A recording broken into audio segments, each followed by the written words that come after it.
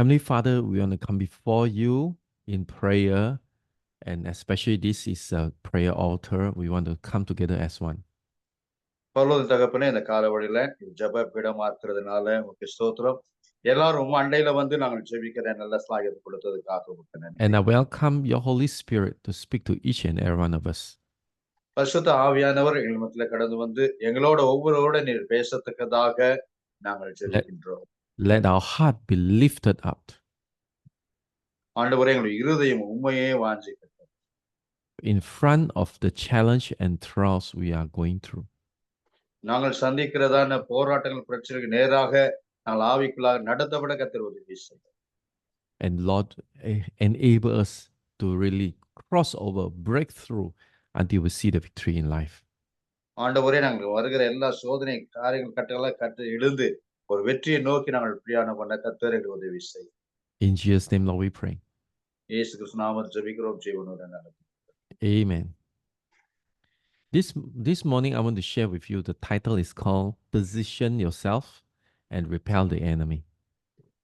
இன்றைக்கு உங்கள் காலவழியிலே நான் பேசக்கூடியதான ஒரு தலைப்பு என்னவா இருக்குன்னு சொல்லி பார்க்கும்போது, உங்களை நிலைநிறுத்தி எதிரிகளை விரட்டுங்கள் என்ற தலைப்பின் கீழ் உங்களோட நான் உரையாற்ற இருக்கிறேன்.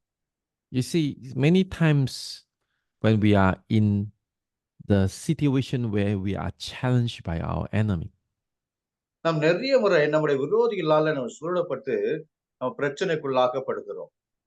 we have many different reactions.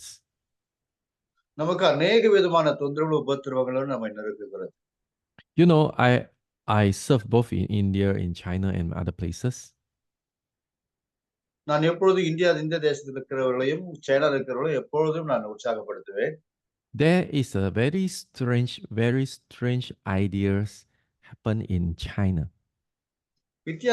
விசேஷமாக இந்த சைனா என்ற தேசத்துல ஒரு விதமான வித்தியாசமான அனுபவங்கள் அந்த தேசத்தில் இருக்கிற ஜனங்களுக்கு உண்டு. When they face difficulties in life, sickness or whatever, so they will start to ask questions. அவர்கள் ஏதாவது இப்படிப்பட்டதான ஒரு பிரச்சனைகளையோ ஒரு போராட்டங்களை சந்திக்கும் பொழுது ஒரு காரியத்தை அந்த சீனர்கள் என்ன செய்வார்கள், உடனடியாக ஆண்டவரிடம் ஒரு கேள்வி கேட்க ஆரம்பித்து விடுவார்கள். And they will start to say that, is my spiritual covering not good enough? என்னுடைய ஆவிக்குரிய வாழ்க்கை எனக்குள்ள ஸ்திரமா இல்லை, அது சரியில்லை என்று பழைய சொல்லி விடுவார்கள். Or am I having any loophole that enemy attacks me? எங்க பார்க்கிற இடமெல்லாம் பிசாசு விரோதி என்னை விரோதிக்கிறான், என்னை நெருக்குகிறான் என்று சொல்லுவார். Or maybe I have any curse in the generations that I haven't dealt with, and they will all come against me. இப்படி சொல்லுவார்கள், என்னுடைய மூதாதையர்கள் செய்த அந்த பாவங்கள் என்னை தொடர்ந்து வந்து கொண்டிருக்கிறது, அதனாலதான் இப்படிப்பட்ட ஒரு பிரச்சனைக்குள்ளாக நான் இருக்கிறேன் என்று சொல்லுவார்கள். And that ideas really saying that if I believe in Jesus, I supposed to be prosper, protected, and provided. இப்படி இருக்கும்போது ஆண்டவர் இயேசு கிறிஸ்துவை நான் விசுவாசிக்கும் போது நான் பாதுகாக்கப்பட வேண்டும், பராமரிக்கப்பட வேண்டும், ஆண்டவர் இயேசு கிறிஸ்துவால் நடத்தப்பட வேண்டும்.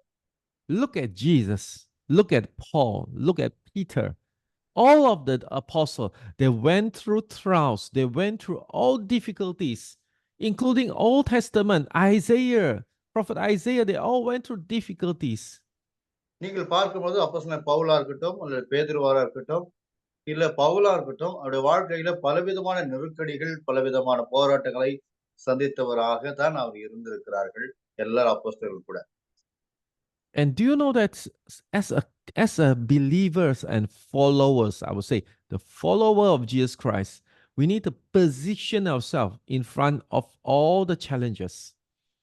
நாம் ஆண்டவர் விசுவாசிக்கிற நாம் ஒரு காரியத்தை செய்ய வேண்டும், எல்லா விதமான நெருக்கடிகளில் இருந்து நாம் பலன் கொள்ள வேண்டும், அவைகளை எதிர்த்து நிற்க வேண்டும். And also repel the enemy, meaning that you fight the enemy and you push back the enemy. நீங்கள் அந்த விரோதிகளோடு சண்டையிட்டு அவனை புறம்பே தள்ளி நீங்கள் ஜெயிக்க வேண்டும். And let's read one of the scripture story recorded in Gospel of Mark, chapter 4, 35 onwards. Mark சுவிசேஷம் 4ஆம் அதிகாரம் 35வது வசனத்திலிருந்து ஒரு சில வசனங்களை நாம் வாசிக்கிறோம். And here says, on that day when evening have come, he said to them, let us go across to other side. அன்று சாயங்காலத்திலே அவர்கள் அவரை நோக்கி அக்கறைக்கு போவோம் வாருங்கள் என்றார். And leaving the crowd, they took him with them in the boat, just as he was, and other boats were with him. அவர்கள் ஜனங்களை அனுப்பிவிட்டு அவர் படவில் இருந்தபடியே அவரை கொண்டு போனார்கள். வேறே படகுகளும் அவர்களோடு கூட இருந்தது. And a great windstorm arose, and the waves were breaking into the boat, so that the boat was already filling. அப்போது பலத்த சுழல் காற்று உண்டாகி படகு நிரம்பத்தக்கதாக அலைகள் அதன் மேல் மோதிற்று. But he was in the stern, asleep on the cushion, and they woke him and said to him, "Teacher, do you not care that we are perishing?" Mark 4:38 இப்படி சொல்கிறது, கப்பலின் பின்னணியத்தில் அவள் தலையணையை வைத்து நித்திரையாய் இருந்தார். அவர்கள் அவரை எழுப்பி, போதுகிறே, நாங்கள் மடித்து போகிறது, உமக்கு கவலை இல்லையா என்றார். And he awoke and rebuked the wind and said to the sea, "Peace, be still." And the wind ceased, and there was a great calm. அவர் எழுந்து காற்றை அதட்டி கடலை பார்த்து, இறையாதே, அமைதியா இரு என்றார். அப்பொழுது காற்று நின்று போய் மிகுந்த அமைதல் உண்டாயிற்று. And he said to them, "Why are you so afraid? Why have you still no faith?" அவர் அவர்களை நோக்கி, ஏன் இப்படி பயப்பட்டீர்கள்? ஏன் உங்களுக்கு விசுவாசம் இல்லாமல் போயிற்று என்றார். And they were filled with great fear and said to one another, "Who then is this that even wind and sea obey him?" அவர்கள் மிகவும் பயந்து, இவர் யாரோ, காற்றும் கடலும் இவர் கீழ்ப்படுகிறதே என்று ஒருவர் சொல்லிக் கொண்டார்கள். You see, the story actually gives us a very powerful idea that actually the boat is in the middle of the lake. இந்த இடத்துல இந்த கதை வந்து நம்மளுக்கு நல்ல ஒரு உற்சாகத்தையும் நல்ல ஒரு மீனிப்புள்ளை கொடுக்கிறது. காரணம், இந்த படகானது நடு சமுத்திரத்திலே நடு கடல்ல இருக்கிறதை நாம் பார்க்கின்றோம். Do you know that actually in Hebrew calendar, they have a different years right now. Today, this year, and this moment is 5785. உங்களுக்கு தெரியுமா, எபிரேயர் காலண்டர் என்ற கால அட்டவணை பார்க்கும்போது சற்று வித்தியாசமான வருஷங்களாக இருப்பது. அப்படியாக பார்க்கும்போது 5789 ஆண்டு என்று அந்த எபிரேயர் காலண்டர்ல குறிக்கப்பட்டிருக்கு. And you know, every character is alphabet and the numbers at the same time. நீங்க பார்க்கும்போது எல்லா எண்ணுகளிலும் எழுத்துக்களிலும் எல்லாவற்றிலும் அந்த காலண்டர் சற்று வேறுபட்டாகவே இருந்து வருகிறது. In this 5780, actually is the decades of the 80th years decades, the current decades, is represents by pay, this word. இந்த இடத்துல 57 என்று சொல்லும்போது 80 இயரையும் அது கரெக்டான ஒரு வருஷங்களையும் அது குறிக்கிறதாக இருக்கிறது. And pay means mouth, means this 10 years, this decade is a time where we are declaring his word. It's a year that's your mouth, what you say is very matters. இதுல பே என்று சொல்லும் பொழுது கிட்டத்தட்ட 80 வருஷங்களை அது குறிக்கிறதான ஒரு நிகழ்வாக நாங்க பார்க்கின்றோம். And this pay has a character looks like a mouth, and it means mouth at the same time. இது பே என்று சொல்லப்படுகிறது ஒரு விதமான வடிவத்தில் அது காணப்படுகிறது. And now we are 5785. We are in the middle of this 80th years of the Hebrew calendar. எபிரேயர் காலண்டர்ல 5789 என்று சொல்லும்போது நாம் கிட்டத்தட்ட நடு வயசுல வருஷங்களில நாம் இருக்கிறதை பார்க்கின்றோம். The last 5 years, 6 years, you have been declaring the word of God. You've been praying. You have war against the enemy through your words, through your prayer. கிட்டத்தட்ட ஒரு 5-6 வருடங்களாக இருக்கலாம். நீங்கள் இந்த காலகட்டத்தில் நீங்கள் பிசாசை எதிர்த்திருக்க முடியும். எல்லா விதமான போராட்டங்களையும் உங்கள் வாழ்க்கையில் நீங்கள் சந்தித்திருக்க கூடும்.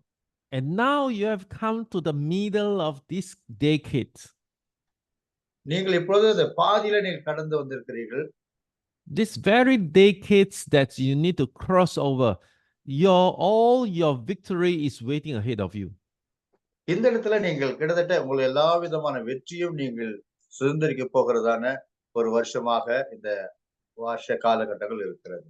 And this very critical moment, the enemy come to stop us. ஆனா இந்த காலகட்டத்தில் தானே விரோதிகள் வந்து நம்ம எல்லா விதத்திலும் தடை கொண்டு வரும்படி அவன் Yes. பிரசித்தப்படுத்துகிறார். They try to stop you through your finances. They try to stop you through all the persecution. உங்களுடைய பொருளாதாரத்துல, உங்களுடைய நெருக்கடிகளில, உபத்திரவங்கள எல்லா விதத்திலும் ஒரு தடைகளையும், ஒரு பிரச்சனைகளை பிசாசாரன் கொண்டு வருவதற்கு மிகவும் But God, எதிர்மலமாக இருக்கிறார். but God is going to open doors for you. ஆனாலும் ஆண்டவர் உங்களுடைய எல்லா விதமான கதவுகளையும் திறந்து ஆசீர்வாதத்துக்குள்ளாக உங்களை நடத்துவார். And the enemy still continue to obstruct you, try to resist you, try to attack you. உங்க எதிராளியானவன் உங்களை எப்பொழுது தடை பண்ணி உங்களுக்கு நெருக்கங்களையும் பிரச்சனைகளையும் கொண்டு வருவதிலேயே அவன் மிகுந்த நோக்கமுள்ளவனாக இருக்கிறார். It happens to you in who are in the persecution, and it happens to me, even though I don't have persecution, but I have sickness, I have pain that come against me suddenly. உபத்திரவத்துல இருக்கிற அது முழுக்கும் நடக்கும். இல்ல ஆரோக்கியமா இருக்கிற எனக்கு கூட ஒரு சில வேளையில இப்படிப்பட்டதான நெருக்கடிகள், இப்படிப்பட்டதான பிரச்சனைகள் என்னை சந்திக்கிறதாக இருக்கிறது.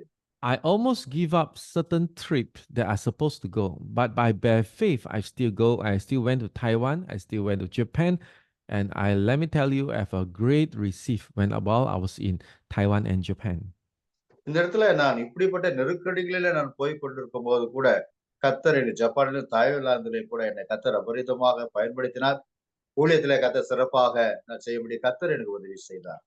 In the story in the Bible, Jesus is crossing the Sea of Galilee. Always supposed to say it's a Lake of Galilee. இந்த கலிலேயா இந்த ஏரியில ஆண்டவர் அது கிராஸ் பண்ணி அதை கடந்து அக்கறைக்கு போகிறதான ஒரு நிகழ்வாக இங்க பார்க்கின்றோம். But enemy tried to stop him to move forward. ஆனாலும் அங்க எதிராளியானவன் அவர்களை முன்னின்று போகாதபடிக்கு ஒரு பெரிய தடைகளை காற்று நிமித்தம் கொண்டு வந்தார். Seeing all the storms, seeing all the winds, natural mean will think that let's go back to the same place. இப்படி பார்க்கும்போது அவளுக்கு அந்த பெருத்த அலைகளையும் அந்த காற்றையும் பார்க்கும்போது மீண்டும் திரும்பி அவள் இடத்துக்கே போகக்கூடிய ஒரு சூழ்நிலையை பிசாசு அவளுக்கு ஏற்படுத்துகிறார். Or maybe even we may face the danger of death. இதில் மத்தியில் அவள் பெரிய போராட்டத்தை நெருக்கடிகளும் சந்திக்க வேண்டியதா இருந்தது.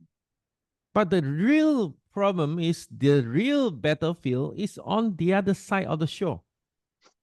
ஏன்னா கண்டிப்பாக அவள் அந்த பக்கத்துல போக வேண்டும். அங்க போகிறது அவளுக்கு மிகுந்த ஒரு போராட்டத்துக்குரியதாகவே இருந்து வந்தது. Do you know the enemy afraid of you? உங்களுக்கு தெரியுமா பிசாசானவன் நம்மளை பார்த்து பயப்படுகிறான் என்பது உங்களுக்கு தெரியுமா? You must believe and know this is the truth. Enemy afraid of you. Otherwise, he will never attack you and he will never resist you. நீங்கள் ஒரு விஷயத்தை நீங்கள் அறிந்து கொள்ள வேண்டும். எதிராளியானவன் உன்னையும் என்னையும் பார்த்து அவன் பயப்படுகிறான். அப்படி இல்லாதிருந்தால் இப்படிப்பட்ட பிரச்சனையை கண்டிப்பாக அவன் கொண்டு வர முடியாது. There are even fiercer battle after the center or the middle of this point. When you cross over is another warfare. இந்த இடத்துல கடந்து மற்ற இடத்துக்கு போனாலும் கூட அங்கே கூட இதே போல ஒரு போராட்டத்தை தான் அவருக்கு பார்க்கக்கூடிய சந்திக்கக்கூடியதாக இருக்கிறது. You know, we have a problem in our Bible today. இன்னைக்கு வேதத்துல நம்ம சில பார்க்கணும் இப்படிப்பட்ட பிரச்சனைகள் உபத்திரவங்கள் எல்லா இடத்துலயும் பார்க்கணும். In order for us to easy to find the scripture, they separate by chapter and verses. இந்த இடத்துல வார்த்தைகள் இப்படியாக அதிகாரங்களோடு வார்த்தைகளோடு நமக்கு அழகாக எழுதப்பட்டிருக்கிறது. But the issue is sometimes the story doesn't stop at chapter 4. The story continues in chapter 5. ஆனா இந்த 4ஆம் அதிகாரத்தோடு இந்த கதைகள் நின்று விடவில்லை. இன்னும் 5வது அதிகாரத்துக்கு கூட இது நேராக இந்த ஸ்டோரி அவர்களை நடத்தி கொண்டு போகிறது. Even most of are we, the preacher always preach chapter 4. At the last verse 41, chapter 4, we end. But the story, it doesn't end there. நாம பிரசங்கிகளாக நாம் என்ன செய்கிறோம்? இந்த 4வது அதிகாரத்தோட இந்த ஸ்டோரியை நாம் முடித்து விடுகிறோம். அதுக்கு மேல நாம் போவது கிடையாது. We miss the main reason why Jesus want to cross this lake. ஆனா கூட ஏன் ஆண்டவரை இந்த கடலை கடந்து மறுபுறத்துக்கு போக வேண்டும் என்ற ஒரு செய்தியை நாம் முழுவதுமாக மறந்து விடுகிறோம். So we have to read chapter 5 in order to know the whole story. The whole story is chapter 5, verse 1 says that they came to the other side of the sea and to the country of the Gerasenes. நீங்கள் ஒரு காரியத்தை நன்றாக அறிந்து கொள்ள வேண்டும்.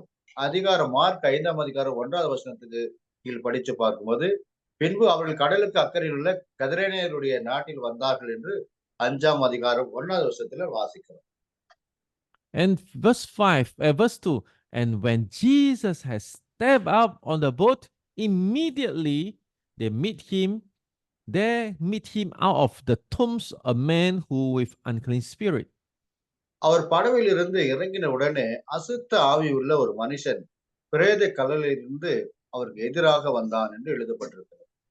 You see, the story actually, you must understand, the story actually is very clear. Says that Jesus break through the warfare on the water, on the sea, and he cross over, and the unclean spirit come to submit to him. ஒரு விஷயத்தை நன்றாக அறிந்து கொள்ள வேண்டும். ஆண்டவர் இந்த நடுக்கடலில் இப்படிப்பட்டதான ஒரு போராட்டங்கள் பிரச்சனை சந்தித்த போது கூட அடுத்த கரைக்கு போகும்போது அந்த பிசாசு பிடித்திருந்த அந்த காரிய நிமித்தமாக இவர் மீண்டும் அவர் தாக்கப்படுகிறதையும் எதிர்க்கப்படுகிறதையும் நமக்கு பார்க்கின்றோம். I really want to say that I won't say that the unclean spirit is smart, but he is smart enough to know that no need to hide anymore. ஒரு விஷயத்தை நாம் பார்க்கணும். அந்த அசுத்த ஆவி அவனை மறைத்துக் கொள்ளாமல் ஓடி வந்து ஆண்டவரை சந்தித்து ஆண்டவரோட பேசக்கூட ஒரு நிகழ்வை இங்க நாம் பார்க்கின்றோம். There's no point to hide from Jesus. He already come and he come after him. ஆண்டவர் இயேசு கிறிஸ்துவை பார்த்து அவன் ஒளிந்து கொண்டிருக்க முடியும். ஆனாலும் ஒளிந்து கொள்ள வேண்டிய அவசியம் இல்லை. ஏன் சொன்னா ஆண்டவர் வந்திருக்கார். கண்டிப்பா அந்த அசுத்த ஆவி உள்ள மனுஷன் ஆண்டவரை சந்தித்ததான் ஆக வேண்டும்.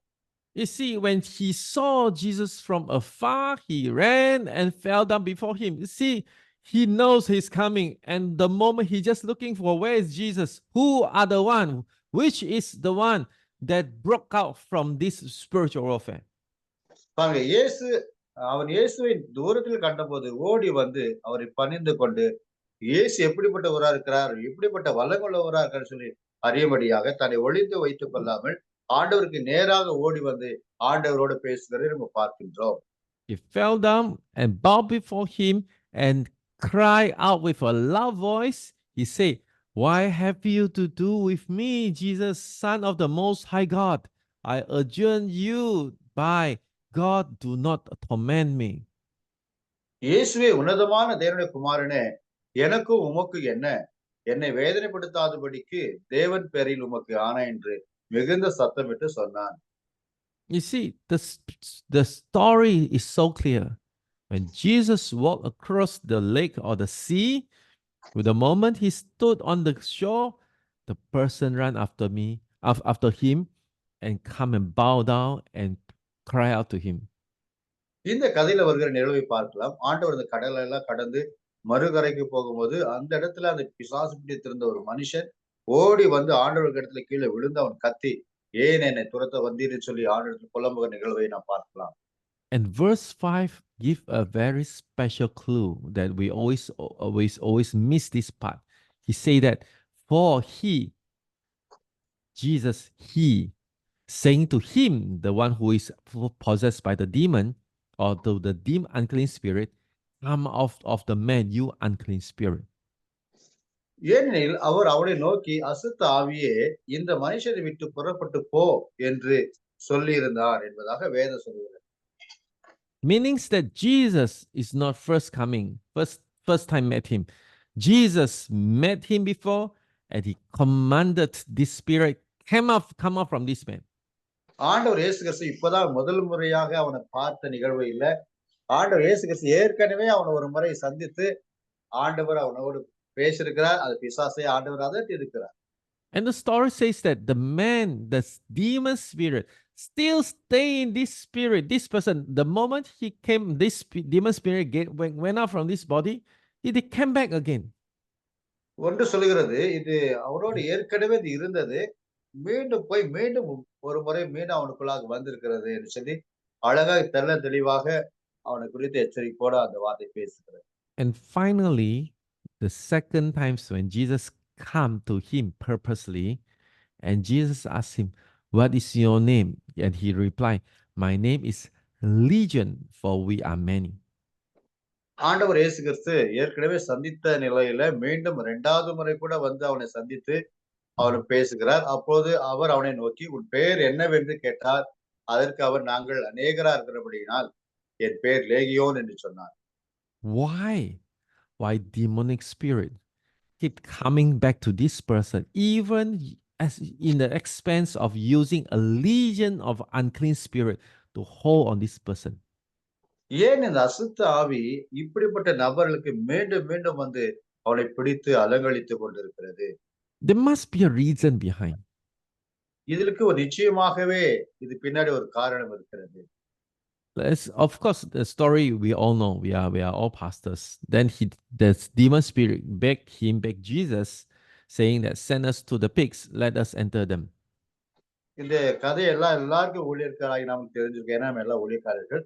அந்த பிசாசு ஒரு காரியத்தை ஆண்டவரிடத்துல கேட்கிறார். தயவு செய்து எங்களை இந்த பன்றி கூட்டத்துக்குள்ள எங்களை அனுப்பிவிடும் என்று அந்த பிசாசு பிடித்தவன் ஆண்டவரிடத்துல வேண்டிக் கொண்டதை பார்க்கின்றோம். And so he gave them permission, and the unclean spirit came out and entered the pigs, and the herds, numbering about 2,000, rushed down to the steep bank into the sea and were drowned in the sea. இயேசு அவைகளுக்கு உத்தரவு கொடுத்த உடனே அசுத்த ஆவிகள் புறப்பட்டு பன்றிக்குள் போயின. உடனே ஏறக்குறைய 2000 பன்றிகள் உள்ள அந்த கூட்டம் உயர்ந்த மேட்டிலிருந்து ஓடி கடலிலே பாய்ந்து கடலிலே அமிழ்ந்து மாண்டன.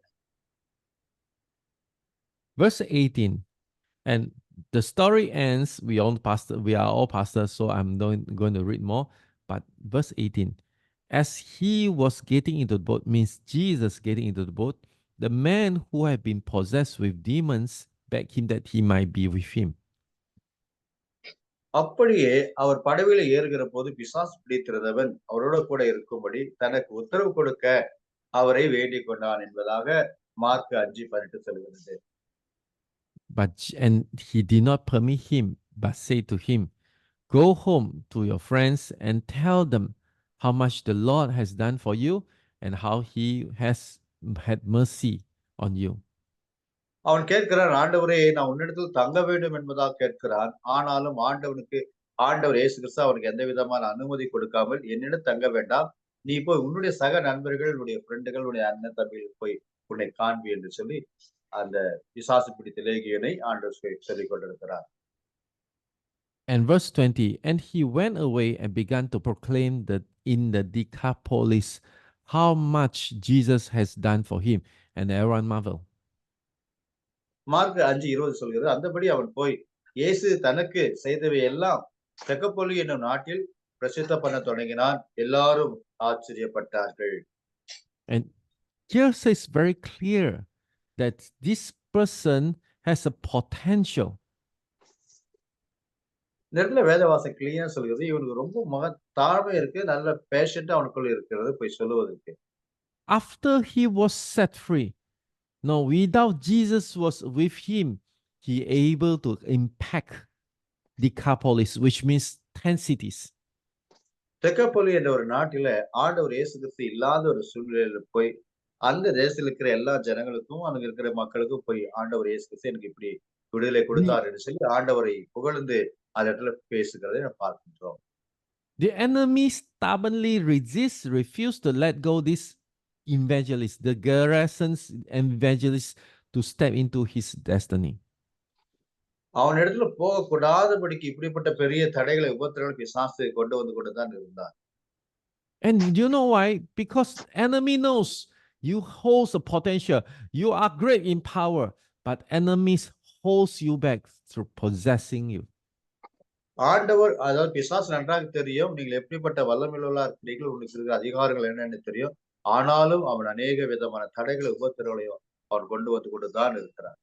Do you know that sometimes the warfare you involve, the resistance, something the enemy keeps trying to stop you, distract you, push you in the wrong direction, because he knows that if you win the war, that he is going to lose badly. அதாவது பிசாசு நம்ம நினைக்கிற ஒரு காரியம் என்னன்னா, இப்படிப்பட்ட எல்லா உபத்திரங்களும் மீண்டு வரும்போது நம்ம கர்த்தருக்கென்று நம்ம சாட்சியா இருப்போம். அதனால அது சாட்சி இல்லாதபடிக்கு பிசாசாலும் பலவிதமான பிரச்சனைகளை உண்டாக்கி நம்ம எதிர்த்து போராடுகிறவனாக பிசாசு இருந்து வருகிறான். We are in the midst of having all the troubles. We are in the midst having all the resistance. But நாம் there's one thing இப்படிப்பட்ட but there's one thing I want to say. இப்படிப்பட்ட உபத்திரவ நெருக்கடியில் தான் நாம் இருக்கிறோம். ஆனாலும் நான் ஒரு விஷயத்தை நான் உங்களுக்கு உற்சாகப்படுத்த விரும்புகிறேன். And I want to believe that God is going to do great things for everyone. ஆண்டவர் இயேசு கிறிஸ்து நம்ம எல்லாருக்கும் ஒரு பெரிய மகிமையான காரியங்களை கர்த்தர் செய்ய போகிறார் என்பதை நான் நம்புகிறேன். When you've walked through these seasons and you're going to see another greater, fiercer warfare facing the enemy, but after you break through, there will be great things to happen. நீங்கள் இப்பொழுது சந்திக்கிற இந்த உபத்திரவங்களை அல்லாமல் இன்னும் ஒரு சில உபத்திரவங்களை கூட நீங்கள் சந்திக்க நேரிடும். ஆனாலும் இப்படிப்பட்ட உபத்திரவங்கள் எல்லாம் சந்தித்த பிற்பாடு நீங்கள் ஜெயிப்பீர்கள். நீங்கள் ஜெயித்த பிற்பாடு கர்த்தர் உங்களை மகிமையாகவே நடத்தி I really want to tell you that actually for me to go to Taiwan and Japan for 10 days is a very difficult decision for me to make with my physical condition. அதாவது நான் 10 நாள் போய் Taiwan, ஜப்பான்ல ஊழியம் செய்ய வேண்டியதா இருந்தது. பல நெருக்கடிகள் மத்தியில இருந்தேன். இந்த விசா நான் புதுப்பிக்கிறதுல கூட அவ்வளவு விதமான போராட்டம் எனக்குள்ள இருந்தது. You know why? First things, even in my own hometown, I will need to lying on the bed for most of the time because of the pain of the body. என்னுடைய சொந்த இடத்திலேயே நான் இப்படிப்பட்ட என்னுடைய சரீரத்துல இப்படிப்பட்ட உபத்திரவங்கள், போராட்டங்கள், வலி, வேதனைகளை நான் சந்திக்க நேரிட்டது. And I know that the moment I reach Taiwan, it's going to be all the programs non-stop. There won't be have any time for me to stay in my hotel room. நான் ஒன்று விசுவாசித்தேன். நான் போய் ஊழியத்துல கால் வைத்து நான் ஊழியம் செய்யும்போது, எனக்கு விரோதமாக என் சரீரத்துல கிரியை செய்கிற இந்த போராட்டம் எல்லாம் எனக்கு நின்றுவிடும். நான் தேவனுடைய ஊழியத்தை நான் செம்மையாக செய்வேன் என்பதை நான் நம்பி விசுவாசித்த ஒரு காரியமா Let me tell you, it's so true. The moment I reach Taiwan, the only time for me to see my bed is only late night, very late night. நான் தைவானுக்கு போகும்போது நான் அதாவது அதிக ராத்திரில தான் போனேன். Meeting after meeting. Even after meeting, they send me to see the physician to check my body non-stop. So I was completely way off in whole Taiwan. அந்த இடத்துல நான் அற்புதமான ஊழியங்களுக்கு அடுத்த ஊழியங்கள் அப்படின்னு நான் செம்மையாக அந்த ஊழியம் செய்தேன். எல்லாரும் சொன்னாங்க உன்னுடைய உடலை ஒரு முறை பரிசோதித்துக் கொள்ளுங்கள் சொன்னார்கள். ஆனால் எந்த விதமான பரிசோதனைக்குள்ளாக போகவில்லை. ஆண்டவர் அப்படியாக அற்புதமாக செம்மையாய் அந்த தாய்வான் தேசத்திலே கர்த்தர் நடத்தினார். Sitting on the train, sitting on the bus, or sitting on the van is a very painful experience. இந்த கார்ல போகும்போது, பஸ்ல போகும்போது நான் ரொம்ப இப்படிப்பட்ட நெருக்கடியான ஒரு சிச்சுவேஷன் தான் நான் சந்தித்திருக்க வேண்டியதா இருந்தது. But before I left Taiwan, the Sunday night, the Lord led me to a very good these physicians who diagnose my physical situations very well. அதாவது கடைசி சண்டே அங்க விட்டு நான் வரும் பொழுது, அங்க இருக்கிற நல்ல அந்த மருத்துவர்கள் ஒரு சிறப்பான ஒரு வைத்தியத்தை எனக்கு மேற்கொண்டார்கள். ரொம்பவும் அது நிமித்தமாக நான் ஆசீர்வதிக்கப்பட்டேன். Taiwan itself, the weather is the weather is so chilling. I mean, there's only 10 degrees Celsius some of the time. அங்க இருக்கிற சூழ்நிலைகள் எல்லாம் பார்க்கும்போது ரொம்பவும் அது கடுமையா இருந்தது. கிட்டத்தட்ட 10 கீழ இருந்தது. ரொம்பவும் அந்த இருக்கிற சூழ்நிலை எல்லாம் சற்று வேறு விதமாகவே காணப்பட்டது. But when I went to Japan, it's even worse. You know why? Because it's below 10. Sometimes reach up to 2 degrees Celsius. இதை காட்டிலும் இன்னும் நான் ஜப்பானுக்கு போகும்போது சூழ்நிலை இதை விட மோசமா இருந்தது. அங்க 2% அந்த சூழ்நிலை காணப்பட்டது. My physical body was so tear apart. என்னுடைய உடல் ஆனது ரொம்பவும் வேதனைக்குள்ளாக நான் மாற்றப்பட்டேன். Supposed to be, but do you know that in Japan, the Lord just showed me so many things that so fill my heart, and I'm so blessed. ஆனால் இப்படிப்பட்ட தருணத்துல ஜப்பானில நிறைய விஷயங்களை நான் பார்த்தேன். அது எனக்கு மிகுந்த உற்சாகத்தை கொடுத்தது. என் ஊழியத்தை இன்னும் உற்சாகமாய் செய்வதற்கு The, என்னை உந்துதலை கொடுத்தது. the Lord allowed me to understand the situation of the churches in Japan, and my heart goes for it. அது ஜப்பானில் இருக்கிற சபைகளுடைய சூழ்நிலைகளை கர்த்தர் நன்றாக அறிந்து கொள்ளும்படி கர்த்தர் உதவி செய்தார். நான் அந்த சபைகளுடைய சூழ்நிலையை அறிந்து கொண்டு அதுக்கேற்ற விதத்துல அடியேன் ஊழியம் செய்யும்படி கர்த்தர் சிறந்த ஞானத்தை கற்றுக் கொடுத்தார். And surprisingly, I took lesser and lesser medicines in Japan. My body started recovering. ஆனா கூட நான் அதிகபட்சமான இந்த மருந்துகளை அங்க உட்கொள்ளவில்லை. ஜப்பான்ல குறைந்தபட்சமான அந்த மருந்துகளை தான் நாங்க உட்கொண்டேன். ஆனாலும் என் சரீரம் எல்லா விதத்திலும் ஒத்துழைத்தது. என் சரீரத்துல எந்த விதமான போராட்டம் இல்ல. சரியாக நான் ஆசுவாதமாக நடத்தப்பட்டேன். I thought I already fully recovered. நான் நினைச்சேன் எல்லாவற்றிலும் முழுமையாக நான் சுகமடைந்திருக்கிறேன் என்பதை நான் நம்புகிறேன். But however, in the last day, when I fly back to Malaysia, I injured myself one more time. I even have a sore throat. கடைசியாக நான் அங்கிருந்து என் மலேசியாவுக்கு வரும்போது எனக்கு எந்த விதமான நேரமும் இல்ல. பல நெருக்கடி, அதாவது ரொம்ப குறுகிய காலகட்டம் தான் நான் பிரயாணம் பண்ண வேண்டியதா இருந்தது. And I so weak on Friday. I was so weak on Saturday. வெள்ளிக்கிழமை இந்த சனிக்கிழமையில ரொம்பவும் நான் பலவீனமா இருந்தேன். But Sunday I went up to preach. ஆனா ஞாயிற்றுக்கிழமை ஆராதனையில போய் ஒரு இடத்துல பிரசங்கம் பண்ண வேண்டியதா இருந்தது. And Monday, do you know what happened? I goes without medicine the whole day.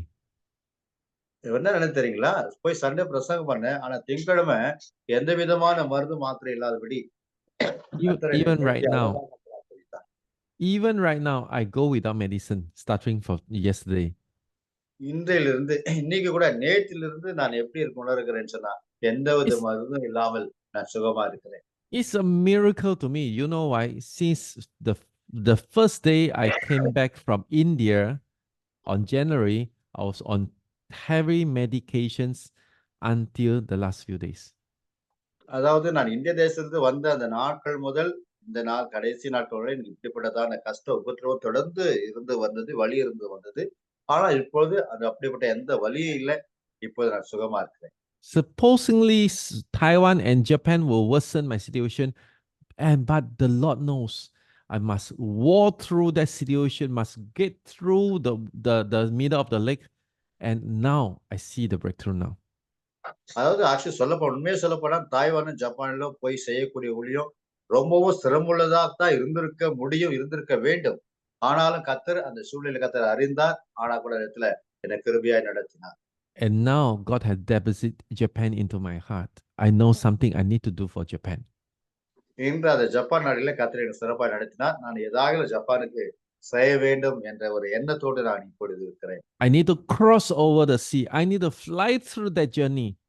And I already reached Taiwan. It took me only 2 hours plus to reach Japan. அதாவது இந்த தாய்வானுக்கு போக வேண்டியதா இருந்தது. தாய்வான்ல இருந்து ஜப்பானுக்கு போக வேண்டியது. அங்கிருந்து போச்சுன்னா ஒரு 2 மணி நேரத்துல போய் நாங்க சேர்ந்திருக்க முடியும். In my worst situations, I crossed the lake, but I received a blessing, a reward of a nations in my heart. ஏன்னா நெருக்கடியின் மத்தியில தான் அந்த பிரயாணங்களை மேற்கொண்டேன். ஆனாலும் கர்த்தர் எனக்கு ஜெயத்தை கொடுத்தார். அங்க போய் ஊழியம் செய்யும்படி கர்த்தர் அனுகிரகத்தை எனக்கு கொண்டு பண்ணினார். The real warfare is not my physical pain. The real warfare is the devils try to stop me to go to Japan.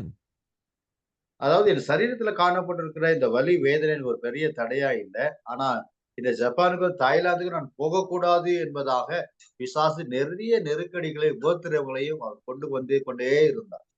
And now God gave me another nation. ஆனா ஆண்டவர் மீண்டும் புதிய ஒரு தேசத்தை கர்த்தர் எனக்கு கொடுத்திருக்கிறார். You see, there are warfare. You need to break through because there is a reward after this warfare.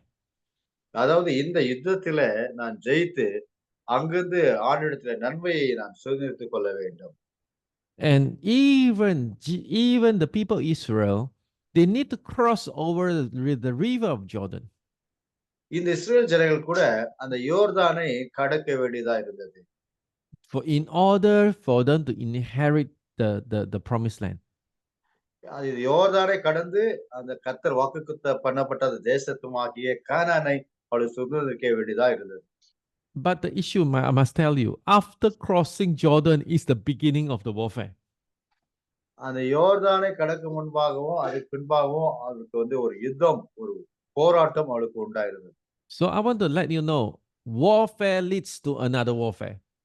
அதாவது யுத்தமும், அந்த பிரச்சனையும் நம்மளுக்கு இன்னொரு இடத்தை நோக்கி நம்மளை நடத்துகிறதாக இருக்கிறது. Enemies stop you to go through the real warfare. Do you know? Do you understand what is that? பிசாசானவன் நீங்க அடுத்த தேசத்துக்கு போய், அடுத்த இடங்களுக்கு போயிட்டு நீங்க ஊழியம் செய்வதையும் அவர் விரும்புகிறதில்லை. அந்த இடத்துல அவன் தடையை கொண்டு வந்து உங்களை நிறுத்த வேண்டும் என்பதுதான் அவனுடைய விருப்பமும், எண்ணமுமா இருக்கிறது. And they use sickness, they use finances, they use disagreement to stop you to enter into the real spiritual warfare. அதாவது அந்த ஆவிக்குரிய அந்த போராட்டத்துக்குள்ளாக உங்களை நடத்தக்கூடாதபடிக்கு உங்களுக்கு பண தேவைகள் மத்தியிலும் பல சரீரபூர்வமாகவும் பலவிதமான தடைகளை பிசாசு நம்மளுக்கு உண்டு பண்ணி நாம அந்த இடத்துல போய் ஊழியம் செய்யாதபடிக்கு நெருக்கங்களை அவன் கொண்டு வந்து கொண்டிருக்கிறான். I really want to say that the distraction warfare stop you to enter into your real warfare. உண்மையாகவே இப்படிப்பட்டதான சில காரியங்கள் எல்லாம் உங்களை தடை பண்ணி உண்மையான யுத்தத்துக்கு உங்களை நடத்தபடி கர்த்தர் உதவி செய்யும். Physical sickness is a distraction. Finances அதாவது is a distraction. Disagreement is a distraction. உங்களுக்கு சரீரபூர்வமா இருக்கட்டும், பொருளாதாரத்துல இருக்கட்டும், எந்த விதமான உடன்படிக்கையா இருக்கட்டும், எல்லா விதத்துல கர்த்தர்களுக்கு வெற்றியே கர்த்தர் கொடுப்பார். The real warfare is to take the land. That is the real warfare. உண்மையாகவே நம்ம இந்த போராட்டம் எதற்கு சொன்னா, வாக்குத்தத்தம் பண்ணப்பட்ட அந்த இடத்தை நம்ம சுதந்திரித்துக் கொள்வதற்கு தான் கர்த்தர் நம்மை நடத்தி கொண்டிருக்கிறார் என்பதை நாம் புரிந்து கொள்ள வேண்டும். We want to take a very simple study on Jesus and disciple in order for அதாவது us to position ourselves and repel the enemy. ஒரு விஷயத்தை அதாவது இந்த ஸ்டோரியில பார்க்கிறது என்ன, நாம் நம்முடைய நிலைமையில நிலைநிறுத்திக் கொண்டு பிசாசானவனை நாம் எப்பொழுதும் எதிர்த்து நிற்க வேண்டும். First one, let's revisit the scripture. மீண்டும் ஒரு முறை நாம் படித்த அந்த வசனத்துக்கே நாம் திரும்பி போய் படிப்போம். A great windstorm arose and they break into the boat. அப்போது பலத்த சுழல் காற்று உண்டாகி படகு நிரம்பத்தக்கதாக அலைகளை அது மேல் மோதிற்று. And Jesus was asleep at the back of the boat. கப்பலின் பின்னணியில் அவரை தலையணை வைத்து நித்திரையா இருந்தார். அவர்கள் அவரை எழுப்பி போதுகிறே நாங்களே மடிந்து போன்னு சொன்னார். And the disciples start to complain, why are you not care of us? We are perishing. அவங்களுக்கு சொன்ன காரியம் என்ன, சீஷர்கள் போய் சொன்னது என்ன, உங்களுக்கு உங்களுக்கு அக்கறை இல்லையா, உங்களுக்கு நாங்க மடிந்து போகிறது உங்களுக்கு எந்த ஒரு கவலை இல்லையா என்று சொல்லி சீஷர்கள் போய் ஆண்டவரிடத்துல பேசுகிறதை பார்க்கின்றோம். And then Jesus rebuked the wind and be peace and be still. அவர் எழுந்து காற்றை அதட்டி கடலை பார்த்து இறையாதே அமைதியா இருந்தார். அப்போது காற்று நின்று போய் மிகுந்த Then he asked the disciple, why are you so afraid? Why you have no faith? அவர் அவளை நோக்கி, ஏன் இப்படி பயப்பட்டீர்கள்? ஏன் உங்களுக்கு விசுவாசம் இல்லாமல் போயிட்டு இருந்தார்? Okay, and then let's understand this part. First thing, Jesus responded. Okay, first thing, Jesus was asleep. He remained steady and trusted in the storm. He is at rest. இந்த இடத்துல ஒரு காரியத்தை நாம் பார்க்கின்றோம். ஆண்டவர் அந்த இடத்துல தலையணை வைத்து நன்றாக படுத்து உறங்கிக் கொண்டிருக்கிறதை நாம் பார்க்கலாம். I believe that this is the lesson that I learned most during my sickness. இதுதான் இப்படிப்பட்ட காரியம் தான் என்னுடைய பலவீனத்துல இப்படிப்பட்ட காரியங்களை நன்றாக நான் உணர்ந்து பார்த்தேன். I'm not in hurry, say, God, you must heal me now. You must heal me immediately. I give you 3 days notice. You must heal me. I know I'm not saying that to God. ஆண்டவர் இயேசு கிறிஸ்து, ஆண்டவரே எனக்கு இப்பொழுதே விடுதலை வேண்டும். நான் 3 நாள் ஊழியம் செய்யணும். எனக்கு எந்த விதமான இக்கட்டும் வரக்கூடாது. இப்போதே எல்லாவற்றையும் எடுத்துக்கூட சொல்லி நான் ஆண்டவரிடத்துல ஒருபோதும் நான் ஜெபித்தது இல்லை. But I say all the time, bless the Lord, all my soul. All that's within me, bless the Lord. ஆண்டவரே என்னை எப்போது தொடர்ந்து என்னை ஆசீர்வதி நடத்தும் என்று தான் நான் ஆண்டவரிடத்துல நான் ஜெபித்துக் கொண்டிருந்தேன். Every time when I was in pain and in agony, I would say, God, I praise you. I thank you. You suffer more than me, and you are my God, and I know I'm totally under your control. Everything is fine. Everything is temporary. I praise you. I thank you. I praise you. I worship you. நான் என்னுடைய சரீரத்தில இப்படிப்பட்டதான வலி, வேதனையை நான் பெற்றிருந்ததால் கூட நான் ஆண்டவருக்கு எந்த விதமான அதாவது அதுக்கு ரெமெடி கேட்கல. ஒரு விஷயத்த சொன்னேன், "ஆண்டவரே, நான் சந்தித்த அந்த உபத்திரவத்தை நீங்க சந்தித்த உபத்திரவத்தை காட்டிலும் இது பெரிய உபத்திரவம் இல்ல. எவ்வளவோ கஷ்டப்பட்டுருக்கீங்க, சந்திச்சிருக்கீங்க. ஆனாலும் இனிமேல் தயவா இருங்க" என்று சொல்லி ஆண்டவரிடத்துல நான் இப்படி You know, the கேட்டுக்கொள்கிறேன். the pain can hurt my body, but it never hurts my heart, never hurt my soul, never hurt my spirit. I'm totally good. I'm totally fine, except my body has some pain. That's all. பாருங்க, சரீரத்துல நான் இப்படிப்பட்ட வலி உடையவனா இருந்தாலும், என் ஆவிக்குரிய வாழ்க்கையிலயோ, என்னுடைய ஜெப வாழ்க்கையிலோ, என்னுடைய இருதயத்தில எந்த விதமான போராட்டத்தை நான் சந்திக்கவில்லை. சரீரம் மாத்திரம் எனக்கு ஒரு வலிய வேதனையும் அது கொடுத்துக் கொண்டிருந்தது. All your problem is try to hurt your heart, your soul, your spirit. Never let them do that to you. பாருங்க, அதாவது உன்னுடைய அது போராட்டங்கள் என்பது உன்னுடைய ஆவி, ஆத்துமா, சரீரத்துக்கு நேராக எப்பொழுதும் இருக்கும். ஆனாலும் அந்த பிரச்சனைகள் உங்களை அதாவது உங்களை ஜெயிக்காது. நீங்கள் தான் அந்த பிரச்சனையை ஜெயிப்பீர்கள். I give no room to enemy to enter into my heart or affect my soul or even contaminate my spirit. எப்பொழுதும் நான் என்னுடைய சரீரத்தில பிசாசானவன் வந்து தங்கி எனக்கு உபத்திரப்படுத்தவோ, எந்த விதமான முன் அனுமதியும் அவனுக்கு நான் கொடுப்பதில்லை. ஆண்டோடு எப்பொழுதும் நெருங்கி நான் ஜெபித்துக் கொண்டிருக்கிறவனாக இருக்கிறேன். Second thing, Jesus was awakened by his disciple. He stand up and he rebuked the storm. He faced the challenge. 2வது ஆண்டவர் இயேசு கிறிஸ்து அவர் சீஷர்கள் நிமித்தமாக எழுப்பப்பட்டார். அவர் அதாவது நித்திரை இருந்த அவர் எழும்பி இந்த காற்றையும் கடலையும் ஆண்டவர் அதட்டி அது நிமித்தம் ஒரு பெரிய ஒரு ரட்சிப்பை அது மத்தியில் ஏற்படுத்தி. I tell myself I'll face my situation at all costs. Even I need to go for surgery. Fine, if it is God's will, I will never turn my face away. I'll face it to the bitter end. ஆண்டவரே, என்னுடைய சரீரத்துல இப்படிப்பட்ட வேதனை இருந்தாலும், இல்ல அறுவை சிகிச்சை நான் போனாலும், எந்த விதமான பதட்டமும், பயமும் இல்ல. கர்த்தர் என்னை நடத்துவீர் என்பதாக நான் அறிந்து, ஆண்டவருக்கு நேராக நான் செம்மையாக செயல்பட்டேன். But at the same time, I tell my doctor, say, since it's not urgent, let's drag it because I want to give time. I'm going to give room for miracles to happen. I'm going to give God for everything He needs to show that He's great. அதாவது நான் உடனே நான் அறுவை சிகிச்சை பண்ண அதிலிருந்து ஒரு பெரிய விடுதலை எதிர்பார்க்கவில்லை. ஆண்டவரை நோக்கி நான் எதிர்பார்க்கிறேன். ஆண்டவர் எனக்கு இருக்கிறதான அந்த கஷ்ட, பலவீன போராட்டத்திலிருந்து கர்த்தர் முற்றிலுமான ஒரு ஜெயத்தை கொடுத்து என்னை வெற்றி பெற கர்த்தர் செய்வார். Then the third thing is Jesus, when he's in a storm, he never say, let's turn back. Let's go back to the original show we starting. ஆண்டவர் இப்படிப்பட்ட சூழ்நிலை சந்தித்த போது கூட ஆண்டவர் நம்ம தொடர்ந்து போவதை நிறுத்திவிட்டு பின்னாடி நாம் போவோம் என்று சொல்லாமல் அந்த போராட்டத்தின் மத்தியிலும் அவர்களை எதிர்கொண்டு முன்னாடி நாம் போவோம்னு சொல்லிதான் சீஷர்களோடு அவர் முன்னின்று நடந்து போனார், எதிர்கொண்டு நடந்தார்கள். You see, I really praise God when I know that I need to go to Japan, I need to go to Taiwan. Wow, I was so in pain. You know what I do? I quickly buy the air ticket. Just afraid that in the very last minutes I cancel my trip. I purposely buy the air tickets. I tell myself no turning back. But no matter how pain I was going to suffer, I want to finish this race. அதாவது என்னுடைய சரீரம் எனக்கு எப்படி இருந்துன்னு சொன்னாக்கா, போக விடாதபடிக்கு எனக்கு நெருக்கடிகள், வழிகள் இருந்தது. ஆனால் ஒன்று நான் சொல்லிக் கொண்டேன். எந்த ஒரு காரணத்தை கொண்டு நான் பின்னிட்டு பார்க்காதபடி, இந்த உபத்திரவத்தின் மத்தியிலையும், இந்த வலியின் மத்தியிலையும் நான் போய் 2 நாடுகளுக்கு போய் ஊழியம் செய்ய வேண்டும் என்று சொல்லி என்னை நிலைநிறுத்திக் கொண்டு இந்த தாய்வருக்கும், ஜப்பானுக்கும் நான் போய் ஊழியங்களை செய்தேன். I want to tell you, I was greatly rewarded by God on this trip. நான் ஒரு விஷயம் சொல்றேன். முழுக்க இந்த ஊழியத்துல ஆண்டவர் கொடுத்த பலத்தினால் தான் ஊழியம் செய்தே தவிர, என்னுடைய சுய பலத்தினால் மற்ற காரியத்துல இல்ல. And number 4, courage and faith. You know, Jesus was so courage, so have faith. You know why? Because he's prepared, fully prepared to move forward at all costs. அது 4வது ஒரு பயன் என்ன சொன்னாக்கா, நல்ல தைரியமும் விசுவாசமும் ஆண்டவருக்கு இருந்தது. ஆண்டவர் முன்னாடி போவதற்குரிய எல்லா ஆயத்தத்தையும் ஆண்டவர் ஏற்படுத்திக் கொண்டு முன்னாடி தொடர்ந்து ஆண்டவர் மத்தியில நேராக முன்னாடி கடந்து போகிறார். Our greatest problem is we are not certain in our way. நம்மளுக்கு பெரிய இருக்கிற உபத்திரவனாக்கா நம்ம நிலைகளே நம்ம எப்போதும் நிலைத்திருப்பதில்ல. முன்னுக்கு நம்ம யோசிக்கணும்.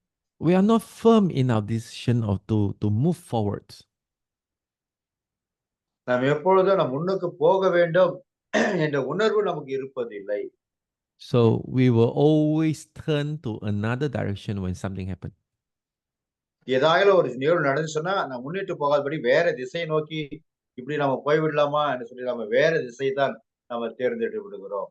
But compared to the disciples' response, you will see something different. இந்த இடத்துல சீஷர்களுடைய நடவடிக்கைகள் பார்க்கும்போது சற்று வேறு விதமாக இருக்கிறதை நம்ம இங்க பார்க்க முடியும். Jesus, they even question Jesus, doubting God because of the circumstances. Says, "Do you not care?" அதாவது அவங்க ஒரு திறந்த மனப்பான்மையோட அல்ல, சந்தேகத்தோடு கேட்கிறார்கள். ஒன்றுக்கு நாங்கள் மறிக்கிறது உங்களுக்கு எந்த விதமான கவலை இல்லையா என்று சொல்லி சீஷர்கள் ஆண்டவரிடத்தில் முறையிட்டுக் கொண்டிருக்கிறார்கள். And sometimes they are so afraid that Jesus asking, "Why are you afraid?" இந்த சூழ்நிலை மத்தியில் ஆண்டவர் இயேசு கிறிஸ்து கேட்கிறார், ஏன் நீங்கள் பயப்படுகிறீர்கள்? The heart was shaken. அவனுடைய இருதயம் அப்படியே தள்ளாடப்படுகிறது. And they care about their life. They want to rescue their own life instead of saving the mission. அதாவது அவங்களுக்கு முன்னாடி போவதை காட்டிலும் இருக்கிற சூழ்நிலை நிமித்தமாக தன்னை பாதுகாத்துக் கொள்ள வேண்டும் என்ற நிலையில தான் சீஷர்கள் காணப்படுகிறார்கள். I'm not trying to say something very crude, but let me say clearly. As a ministers, we risk our life to save our mandate, not our own life. அதாவது இந்த ஒரு விஷயத்தை ஊழியர்களாக நாம் ஒன்று காரணம் செய்ய வேண்டும். அது நம்முடைய மற்றவருடைய அதாவது நம்முடைய பிரயோஜனத்தை பார்க்காமல் மற்றவருடைய பிரயோஜனம் எப்படி இருக்குன்னு சொல்லி நாம் எடுத்துக்கொண்டு மற்றவர்களுக்காக நம்ம செயல்பட வேண்டும். We risk our life to save the mission and not our own life. This is what we require of us as a minister. நாம் ஒரு விஷயத்தை செய்தாக வேண்டும். நம்ம சுயத்தை பார்த்து நாம் ஊழியம் செய்யாதபடி மற்றவருடைய எண்ணங்கள், விருப்பங்கள், அவருடைய தேவைகளை பார்த்து நாம் ஊழியத்தை செய்தாக வேண்டும்.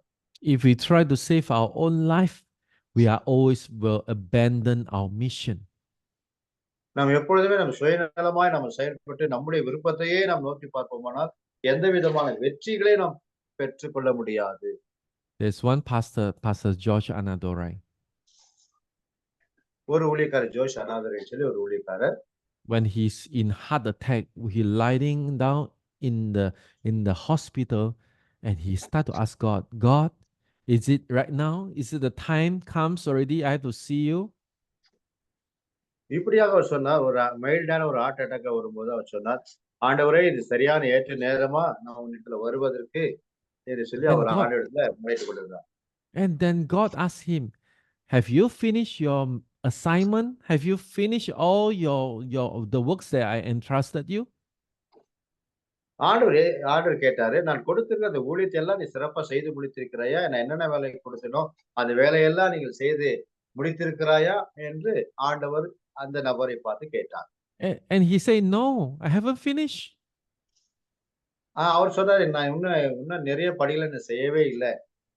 Then the Lord said, then what do you expect to come back? You won't come back until you finish your mission. ஆண்டவர் சொன்னாரு, அதாவது நீ செய்ய வேண்டிய எல்லா பொறுப்பு கடமை இருக்கிறது. அதை செய்து முடியாம இங்க வர முடியாது. அதெல்லாம் செய்து பொறுப்பாரு தான் நீங்க வர முடியும். Because you are saving your mission, God will have to save your life. அதாவது உங்களுடைய ஊழியங்களை நீங்கள் செய்வதற்கு உங்களுடைய சரீரங்களை நீங்கள் பாதுகாத்துக் கொள்வது அவசியம். If you lost your mission, you abandon your mission, your life is no meaning. Then God has to call you back. உங்களுடைய ஊழியங்களை நிறைவேற்றி ஊழியங்களை செய்யாதபடிக்கு நீங்கள் ஆண்டவரிடத்துல வருவது என்பது அது அவ்வளவு அவசியமான ஒரு விஷயமாக இருக்காது. God keep us on earth to finish our mission, to finish our calling, to finish what the Lord has for us in our destiny.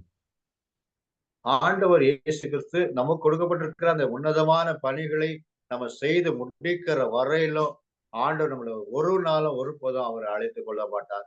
இந்த பணிகள் எல்லாம் செய்து முடித்து நம்ம எல்லாத்தையும் ஓய்வதுதான் ஆண்டவர் சமூகத்துல ஆண்டவர் நம்மை அழைத்துக் கொள்வார். This is not a earthly thinking.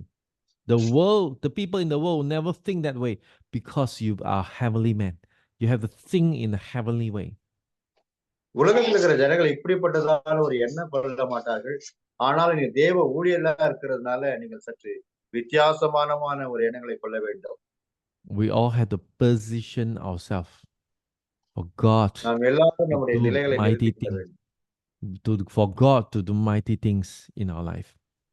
நம்முடைய வாழ்க்கையை ஆண்டவர் மகிமையான காரியங்களை செய்வதற்கு நம்முடைய காரியங்களை நம்ம நிலைநிறுத்திக் கொள்வது அவசியம். Let us pray. நாம் ஜெபிப்போம். Heavenly Father, I want to give thanks to you பரலோக தகப்பனே, உமக்கு நன்றி செலுத்துகிறோம். for whatever you have done in our life, or whatever you have planned in our life. Lord, we pray we'll persevere through in the storms, in the challenges. ஆண்டவரே, எங்கள் வாழ்க்கையில வைத்திருக்கிறதான இப்படிப்பட்டதான ஒரு கடல் கொந்தளிப்பும் ஒரு காற்று பேர் இது உண்டாகினால் கூட அவைகள் மத்தியில எங்களை நடத்துவீராக. Lord, we want to give thanks that you have shown us the example to be courage to finish our race. ஆண்டவரே, எங்களோடு நீ பேசின வார்த்தைக்காக நன்றி. எங்களுடைய அந்த ஓட்டத்தை ஓடி முடிக்க நல்ல ஒரு தைரியத்தோடு நாங்கள் எடுத்து சென்று ஓட்டத்தை முடிக்க திரையில் உதவி செய்யும். Help us, Lord, to pierce through all the distraction, the resistance, all the in our current warfare, so that we will enter into our real warfare. ஆண்டவரே, நாங்கள் இப்படிப்பட்டதான உபத்திரவங்களும் தொல்லைகளும் நெருக்கடிகள் இருந்தாலும் ஒரு உண்மையான ஆண்டவரே ஒரு ஆஸ்வதிக்கப்பட்ட இடத்திற்கு நாங்கள் கடந்து வர கர்த்தர் நீர் உதவி செய்யும். And we give thanks to you in Jesus' name, Lord, we pray. ஆண்டவரே, உங்களுக்கு நன்றி செலுத்துகிறோம். இயேசு நாமத்தில் ஜெபிக்கிறேன். ஜீவன் Amen. Amen. Amen.